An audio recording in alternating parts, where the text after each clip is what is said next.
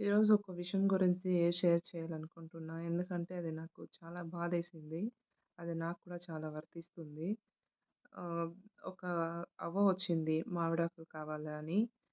"పండగంతా అయిందా అవ్వ" అని అడిగాను. "లేదమ్మా నిన్నంతాను మాది గొడుగులునింది అందుకు అక్కడికి వెళ్ళిపోయాము" అనేసి. "ఏంటి" అని అడిగితే, నాకు ఇద్దరు కూతుర్లు అందుకనేసి మా మరిది వాళ్ళంతాను ప్లాన్ చేసి నా ఆస్తంతా నేను సాయం చేయకుండానే నాదంతాను తీసుకొనేసారు.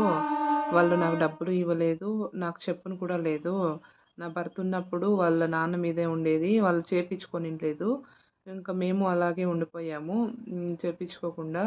ఇప్పుడు మాకు కావాలి అంటే, లేదు మీదేమీ లేదిక్కడ. నీకు ఆడపిల్లలు కదా! నీకెందుకు?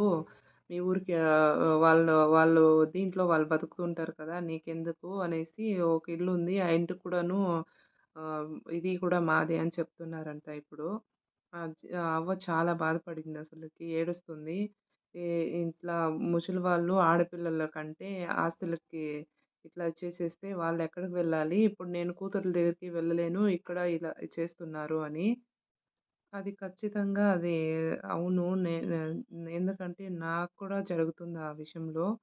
మా ఇంట్లో కూడాను, మా నాన్నకి కూడాను ఇద్దరు ఆడపిల్లలే. అట్లా అనేసి మా వాళ్ళు కూడాను మా నాన్నకి తాగిపిచ్చి మా నాన్న తాగుతాడు. దాంట్లో కూడాను నీకు మగపిల్లలు లేదు అనేసి కొట్టారు. ఇచ్చేస్తారు. అవన్నీ కూడాను లాస్ట్ వీడియోలో కూడా నేను చెప్పాను. అదే విధంగా వాళ్ళకి తాగిపిచ్చి వాళ్ళ మైండ్ కూడా డిస్టర్బ్ చేసి, వాళ్ళ దగ్గర సైన్‌లు చేపిచ్చుకొని, అక్కడున్న ఆస్తి ఎక్కడో వేళ్ళకు లక్షలకు వెళ్ళేది వందలకు, వేలకు తీసుకుంటున్నారు.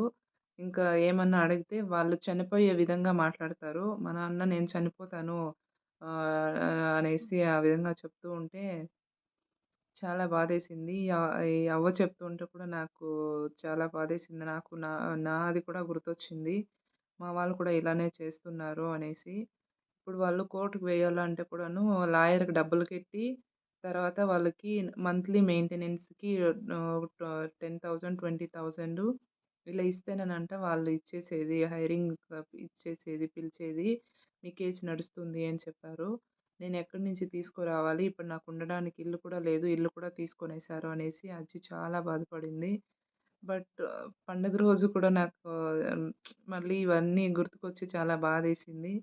అయినా కూడా ఇవన్నీ రోజు ఉండేదే. దీనికొక సొల్యూషన్ గవర్నమెంట్ నుంచి ఏదైనా తీసుకువస్తే చాలా బాగుండనుకుంటున్నా. ఆడపిల్లలున్న వాళ్ళకి వాళ్ళ ఆస్తులంతాను వాళ్ళకి చెందే విధంగా, చేరే విధంగా ముఖ్యమంత్రులు కానీ, ప్రధానమంత్రి గాని వాళ్ళకి తీసుకొని చేస్తే బావుండని నా అభిప్రాయం. మీరు కూడా అదే